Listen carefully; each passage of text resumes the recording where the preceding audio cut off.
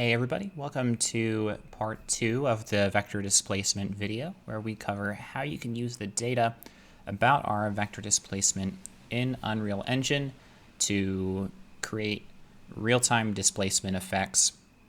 And the first thing I wanted to show you is the vector displacement map itself that we generated based on the images of the last video. So if you haven't seen that, you'll want to check that out before trying to follow along with this one. But if you're just here to see how it works, then stay tuned. This video might run a little bit long since the topic is somewhat complicated, so hopefully you'll stick with me once again. But I really wanted to talk first about what sort of modifications were made to the images that we generated last time. So as I mentioned in the previous video, the technique generates two images.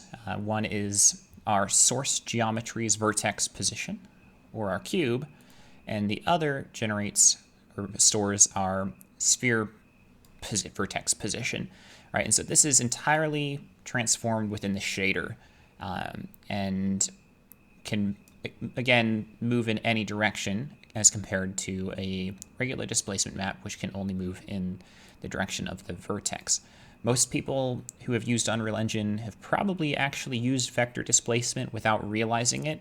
The simple grass wind node is essentially a vector displacement because the grass will blow in all three directions.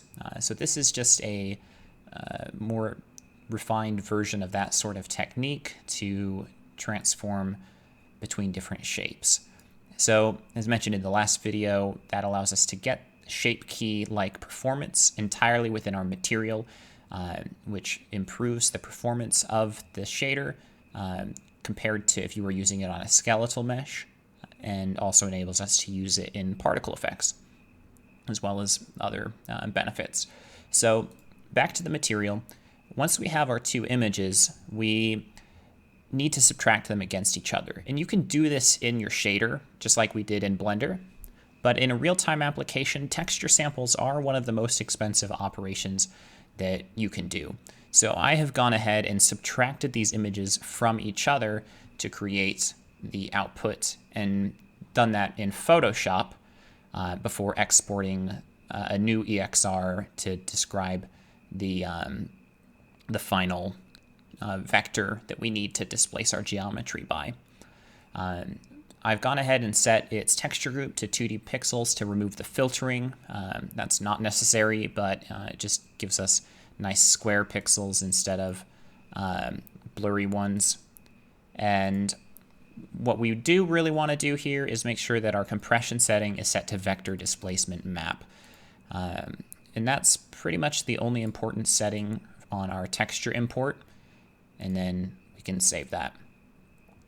So I want to show you a little bit more about this material. Again, we can control the shape entirely within the shader and transform any two topologically equivalent shapes into each other using this technique. And I've got it set up so that we can do two things here. We can either, just get rid of that texture so we can see this better. We can either calculate our normals in the shader, since when you're doing a displacement, the Unreal Engine isn't going to move the normals with your material, and I'll show you what that looks like in a second. But we can either calculate the normals ourselves in the shader, which looks something like this, or we can use baked normal map data and lerp between. And I think you'll find that the baked normal is going to give better results in most cases. But if we go over into our buffer visualization here, look at our world, no, not our world tangent, but our world normal. Here is the baked normal, which looks great, exactly like we would expect a sphere to look. And here is our calculated normal in the shader, which is almost perfect. I'm still working on this. I want to see if I can improve it, but there are a few kind of splotchy bits, and if we zoom in really close, in some places you can still see a bit of sharpness, but I especially think with a more detailed mesh, this is a pretty low polygon mesh here, the results would probably be better. And especially once you add in a texture, it's pretty much unnoticeable. So if we go over into our material, let's go ahead and throw on our Vertex interpolator node, which we'll talk more about in a minute. And now we can see what's happening here. So in Blender, we already saw a little bit of what this looks like, and this is what it looks like in Unreal Engine. Same basic idea, right? The color of the vertex tells it what direction that it needs to move. And if we go over into our material, I also just want to show you what happens if we don't calculate our normals using either this baked data or the calculated data. So now if we go into our world normal, you'll see it's actually still using the normal of the cube, even though it's a sphere. If we go in, it stays a cube, right? Whereas if we go ahead and plug in our normal, we have a sphere, and this is what the normal map looks like that was baked out. If we bring this in, you can see now it is transforming between. So, and here's the cube mesh itself, which is appearing as though it's a sphere because the material is applied to it already. You don't have to do anything special with your mesh when you import it, but you will want to make sure that you have both your UV channels. So here's the normal UV channel, and here is the one that we created in the previous video to store 1 pixel per vertex for our vector displacement map that we designed. So let's go back to the material and talk about what this is actually doing for us. And let's go back into lit here. So there's a couple of key components. The first is the vector displacement and the world position offset itself. So here we have a texture sample that is sampling our vector displacement map set to linear color. And you want to make sure that you put your UV coordinates that correspond to the UV map that we created. If you don't, you're going to get something crazy that looks like this. So make sure that that lines up. Next thing we need to do is multiply it by some figure to determine the strength. From the technique that I described in the previous video, if you want everything to line up exactly how you authored the texture in Blender, you want to set that strength to 100. So that will be a full displacement. So we're multiplying by 100. And then we're also multiplying by a vector, 1, -1 on the green, and 1 for the blue. The reason that we're doing this is because Blender and Unreal Engine flip the y-axis relative to each other. So when we saved our vertex position in Blender, they were opposite to each other. So by inverting our green channel, here we can get that into the correct position. You could also just modify the script in the previous video to invert the X numbers when it writes it to the texture, or you could do it in Photoshop, but I wanted to demonstrate that here. And in doing it in advanced, processing it in the image will save you a couple of shader instructions. So for those following along, it's probably worth the extra effort if you want to maximize the optimization here. Once we have our displacement, you might be tempted to just take that data and plug it straight into the world position offset, which you could do, and it would look fine at first. But when you were to attempt to rotate this mesh, you would get some really weird results. It would go totally crazy. And this is because our world position offset is operating in world space, and the texture that we baked is also authored in world space. And when you have a vector that says, say for example, move my vertex to the left 2 world space units, or 200 in the case of Unreal Engine, and you rotate your mesh by 90 degrees, what used to be left and right is now forward and backwards, and as a result, everything gets pushed into the wrong direction. So the way that we fix this is by transforming our vector from local space to world space, because we're dealing with these points as though they're from the origin of the mesh. So we can essentially treat them as though they were always local space and not world space, and then convert them into world space. And what this is going to do is automatically factor in for our mesh's rotation. So if we add that in the mix, and here's just a lerp to control the strength of the effect. Now you can see that as it rotates, the rotation, the vector itself, you can actually see the vector changing the direction that it's telling the mesh to move, which is really cool. So that's really all there is to the world position offset.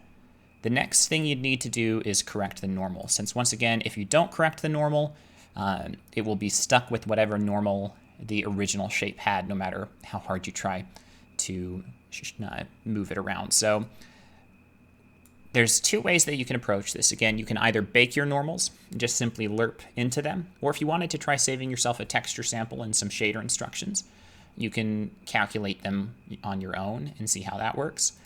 For example, here, if I have calculate normals off, and we are just using the ones from the image, we have a texture sample from it and 157 shader instructions. The shader complexity is actually quite low. If we go into our shader complexity here, you can see it's not too bad. And if we calculate our normals, we actually drop our texture samples by 1, and we dropped our shader instructions by, in this case, 7. And we've also improved our shader complexity slightly. It might not really show up that well here, but it gets a little bit darker when we're using that texture sample.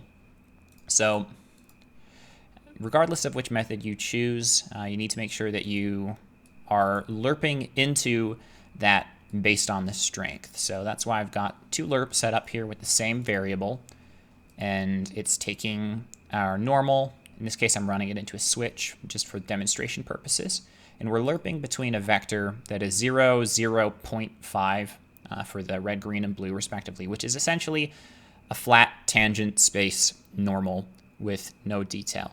And then on top of this, you could add in any actual normal map detailing that you wanted to include for your object. So if you had like a surface normal that you were going to be applying, then you would add that in afterwards.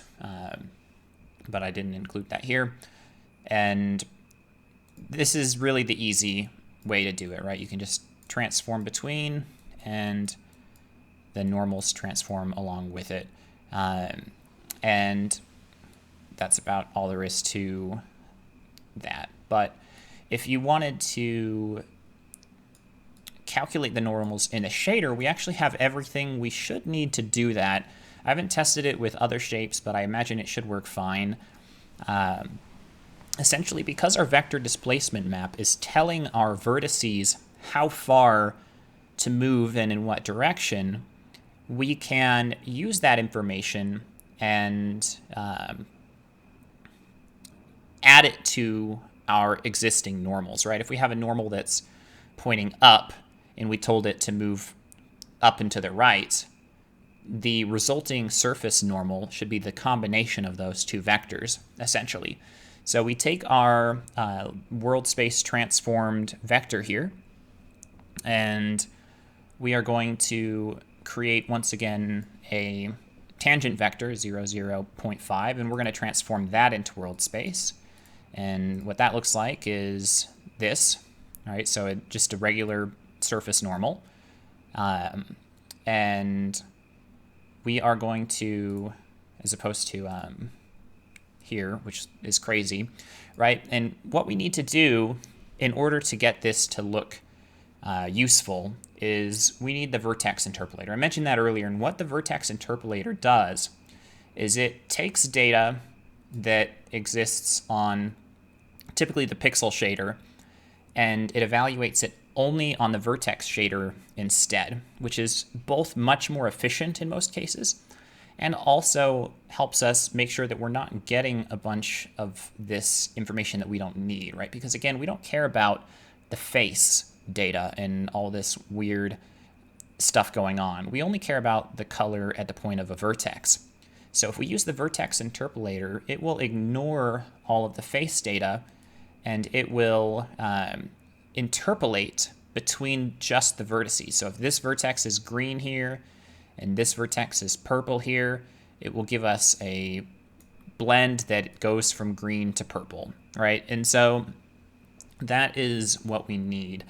And what we're going to do is we're going to take the dot product of the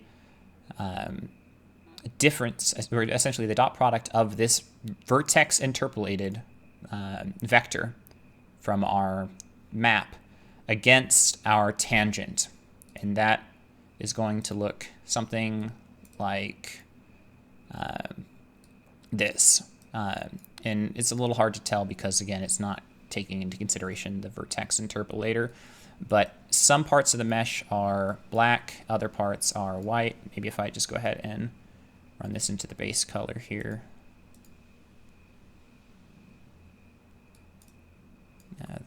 Actually, we need to run that into our vertex interpolator and then into the base color. So this should allow us to see what we're getting.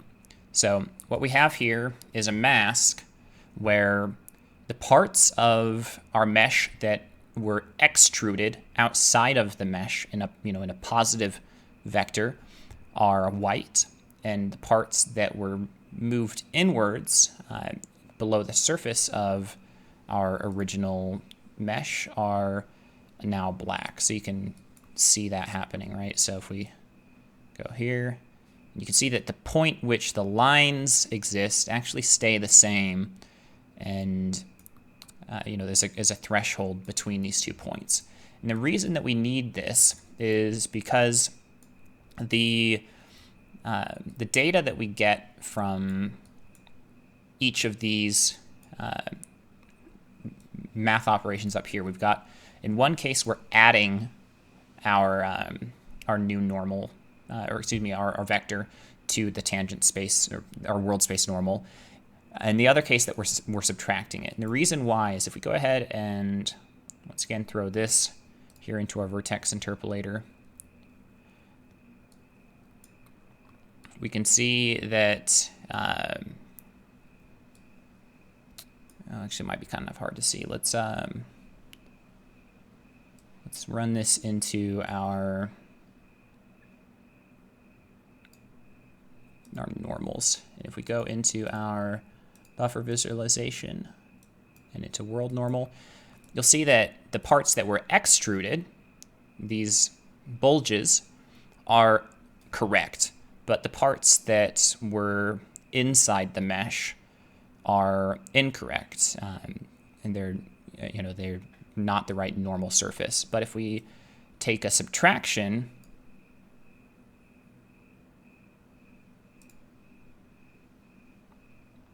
we have the opposite situation. The parts that are inside our original mesh are the correct face, while the parts that are outside are wrong. So by using that dot product and masking the difference, we can get a mask that looks like what we saw before. And we're going to need to get out of our normal. And we're probably going to need to fix that. And then lerp between the two so that we're using the one where it's outside and the other where it's inside. And that gives us correct normals in both the faces that were pushed in and the faces that are pushed out. So if you have any suggestions for how this might be improved, I'd love to hear it. But so far, it does seem to be working well in my tests, and the normals are behaving as I would have expected. So I'm pretty happy with how that came out. Once you've lerped, you're going to want to normalize that vector to make sure that it is, suitable for a normal pin on our shader. And we're also rounding and saturating our dot product. The reason for that is because we want to make sure that our map is a 1 or a 0 so that it can linearly interpolate between those two values cleanly and not accidentally overdrive our lerp. And we take our Vertex interpolator and we're just putting that into our switch so we can choose which one we're using. So again, there are a lot of considerations here and steps to take to get this to work properly, but the core components of the shader, the vector displacement itself, and especially if you're using a baked normal map, are actually quite simple. And when you're using the technique that I described in the previous video, you're able to achieve this effect at a significantly higher level of efficiency than would be possible in the shape keys or with a traditional vertex or vector displacement map, since this is only evaluating it on the vertex level, since all we really care about is the vertex level. In Unreal, we can't displace a point on the mesh that isn't itself a vertex. So that's the only data that's relevant. So that's pretty much all there is to it.